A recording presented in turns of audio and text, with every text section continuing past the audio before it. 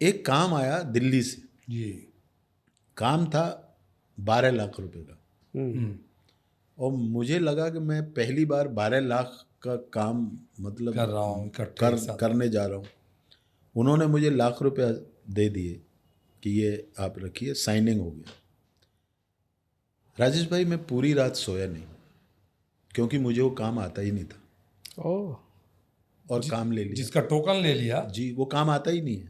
Oh my God.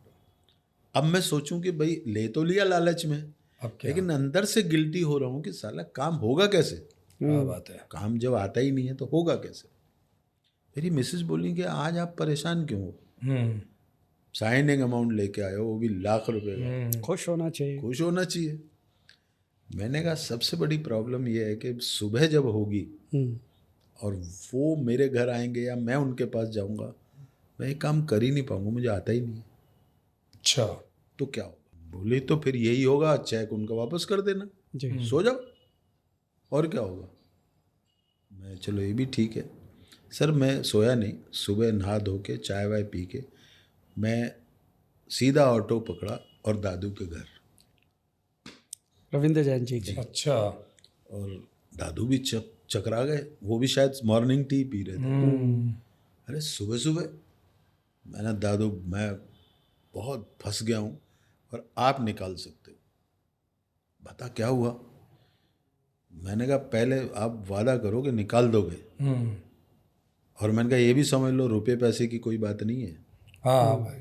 कि मैं कुछ मांगूंगा और आप कुछ दोगे, जी। बस बात की बात है। बोले तू मेरा अनुज है यार, बोलना क्या हुआ। मैंने कहा दादू ये हुआ कि मैंने एक काम पकड़ लिया, वो बैले है। बैले मैंने कभी लिखा नहीं है, और आपसे बड़ा बैले लिखने वाला कोई नहीं है। बिल्कुल। ये काम मैंने पकड़ा है 12 लाख रुपए में। अच्छा। 1 लाख रुपया मैं ले चुका हूँ, आपको 11 और मिलेंगे, जी। आप ये काम कर दीजिए। बोले तेरा दिमाग खराब है क्या, मैं तो 20 लाख रुपए लेता हूँ। अच्छा। मैंने कहा मैं इसीलिए तो बोल रहा हूँ, कर दीजिए, अच्छा। मेरी इज्जत रह जाएगी। कहना अच्छा डन, अगर मैं उनसे बढ़वा लूँ तो। मैंने कहा तय इतने में कर लीजिए आप, फिर धीरे से आप बढ़ा लेना, मुझे कुछ नहीं है, मुझे कोई टेंशन हाँ, नहीं, ये काम हो जाए। पर ये उनका काम हो जाए, मतलब अभी आपको इतना ही करना पड़ेगा। कहाँ है पार्टी। मैंने कहा सन एंड सन में। तो वहाँ चलना है। मैंने कहा नहीं तुम यहीं रहो, मैं लेके आता हूँ।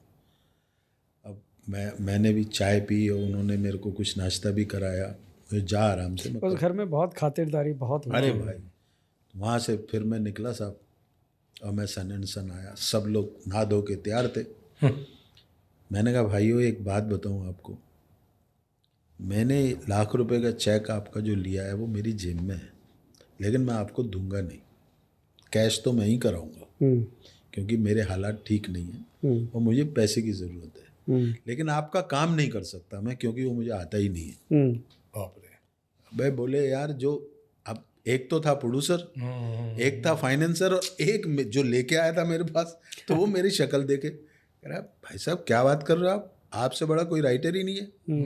मैंने कहा वो ठीक है, ये चुनरिया उनरिया लिखना बात समझ में आती है, पहले मुझे लिखना नहीं आता। तो फिर मैंने कहा मैं अपने से बड़ा अगर आपको कोई दे दूं तो मेरी जान छोड़ो यार, लाख रुपए समझो कमीशन ले लिया मैंने, और तुम नहीं ले सकते उसको, तुम उसको 50 लाख में भी नहीं ला सकते। बिल्कुल। अब मैं 12 लाख में ला रहा हूँ।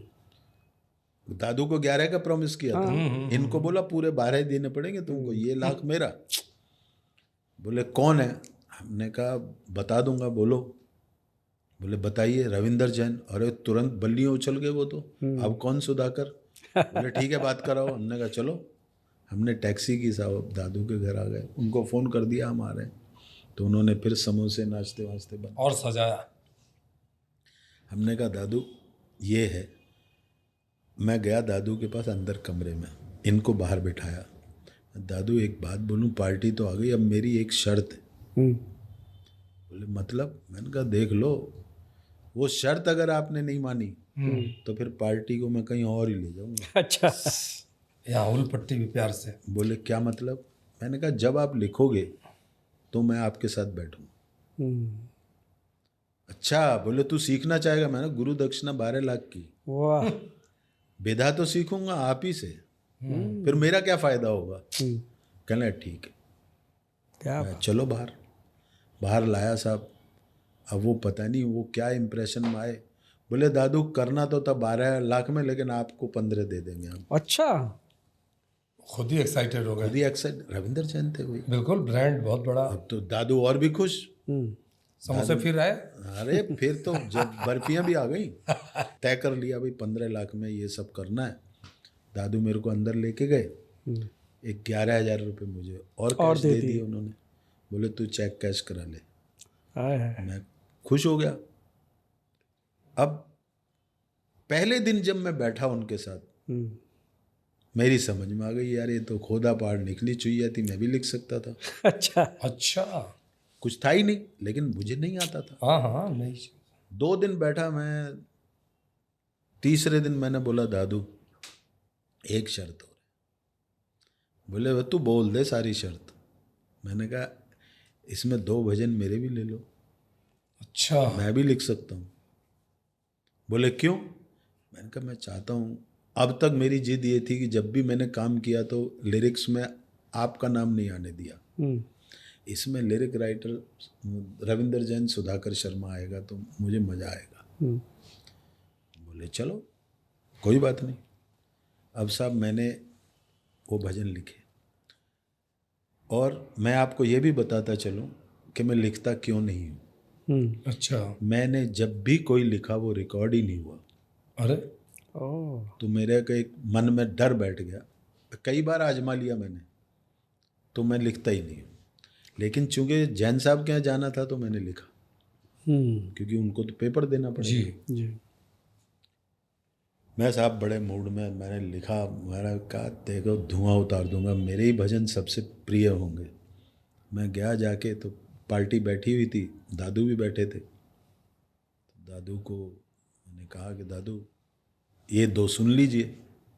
दादू ने सुने, और सुनने के बाद अपने सुना डाले उनकी जगह कि ये भी सुन लीजिए। प्रोड्यूसर बोले दादू आपका बहुत अच्छा। My God. तो उनके लग गए, मेरे रह गए। हम्म, अब मैं जो गया था, मेरा तो 140 रुपये तो ऑटो में ही लग गए। अब मैं क्या बोलूँ? तो दादू बोले नहीं नहीं कोई बात नहीं, अपन ठीक कर लेंगे, अब तो बहुत है अपने पास, तो अब तो करते रहेंगे, फिलहाल ये तो करते हैं। हम्म, मैंने राजेश भाई, मेरे को जब कोई ठेस लगती है या गुस्सा आता है तो मैं पैदल चलता हूँ। अच्छा, तो मेरी शक्ति वहाँ लग जाती है, मैं वो गम को भूल जाता हूँ। क्या बात है। पैदल चलता हूँ, मेरी ये आदत है अटिल टुडे। वाह। मैं बांद्रा से पैदल चल दिया, लेकिन मैं झूठ गोरेगांव तक तो पैदल नहीं आ सकता था। खार पे आके जो है ना, मैं एक बस रुकी हुई थी सिग्नल पे, चढ़ गए। अब मैं जब डीएन नगर आया तो एक कॉल आता मुझे अच्छा। कि भाई सुधाकर जी आप कहाँ हैं? तो मैं थोड़ा सा डिस्टर्ब तो था ही। मैंने कहा कहाँ हूँ यार, यहीं हूँ, बोलिए क्या काम है? बोले आपके पास कोई कृष्ण भजन है क्या? ओह, अच्छा। मैंने कहा हाँ है, मेरे तो जेब में ही था। हाँ, तो बोले आप रेड रिबन में आ सकते हैं? मैंने कहा आ जाऊंगा। अब अननोन नंबर है, अब मैं पूछूं, अगर मैं पूछूं तुम कौन बोल रहे हो, तो यार एक तो आदमी काम दे रहा है, बिल्कुल। ऊपर से मैं ही नाम पूछ रहा हूँ। मैंने कहा ठीक है। मैंने अगले सिग्नल पे उतरा, ऑटो किया, रेड रिबन। रेड रिबन पे आके मैंने जो काउंटर वाली को पूछा भाई रिकॉर्डिंग किसकी चल रही है? बोले पंकज उदास की। वाह, अच्छा। फ़ोन था पंकज जी का, अरे वाह, पंकज जी ने फोन किया। क्या बात मगर उनका नंबर मेरे पास था ही नहीं। हाँ हाँ हाँ। अब मैं तो खुश हो गया। मैं गया, जाके पंकज जी सामने थे। अरे यार बड़ी जल्दी आ गया, मैं गया डीएन नगर पे ही था साहब, आपका फ़ोन आया, ऑटो पकड़ के यहाँ आ गया। क्या बहुत अच्छा बहुत अच्छा, बैठो बैठो बैठो। यार वो कृष्ण भजन अली गनी बोल रहे थे कि आपके पास आप बहुत अच्छा लिखते हैं भजन का ये वो। मैंने कहा हाँ हाँ। तो अली गनी आ गए, उन्होंने मेरा नाम सुझाया होगा। ओके। अब मैंने भजन सुनाया तो पंकज जी को पसंद आ गया। बोले लेकिन यार ये ट्यून इनकी मुझे बहुत पसंद है, तो मैंने कहा इस ट्यून पे कर देता हूँ इसको। अच्छा 5 मिनट में मैंने वो अपना थॉट उनकी ट्यून पे कर दिया। पंकज जी बहुत खुश हुए, कहना कोई एक और है क्या? मैंने कहा है, दूसरा भी था, दो ही दूसरा भी लेके। था, 2 ही थे मेरे पास। मैंने कहा अब ये तीसरा मांगेंगे तो मैं लिख दूंगा। दोनों भजन मैंने कर दिए। पंकज जी बोले बैठो, जाना नहीं। 12 बजे तक रिकॉर्डिंग चली। पंकज जी का पहला भजन का कैसेट है जिसका टाइटल भजन मेरा है। वाह वाह वाह, इस तरह पहला यहाँ भी ये आया। भी पहला यहाँ आ भी गया। पहला। वाह और जब मैं निकला वहां से तो उन्होंने 50,000 का एक चेक दिया मुझे। वाह, तो देखिए जो मैं मुफ्त में देने जा रहा था, क्या बात है। अब दादू का सुबह ही आ गया 7 बजे फोन। अच्छा। बोले रे वो जो तेरा एक भजन था वो बहुत है। मैं दादू तो कल ही बिक गया। बिक गया, अच्छे मूल अच्छे भाव में गया है। वाह वाह वाह। तो इतने हंसे, तो बोले यार बदमाश तू तो पहले ही सौदा करके आया था। मैंने कहा नहीं दादू हो गया।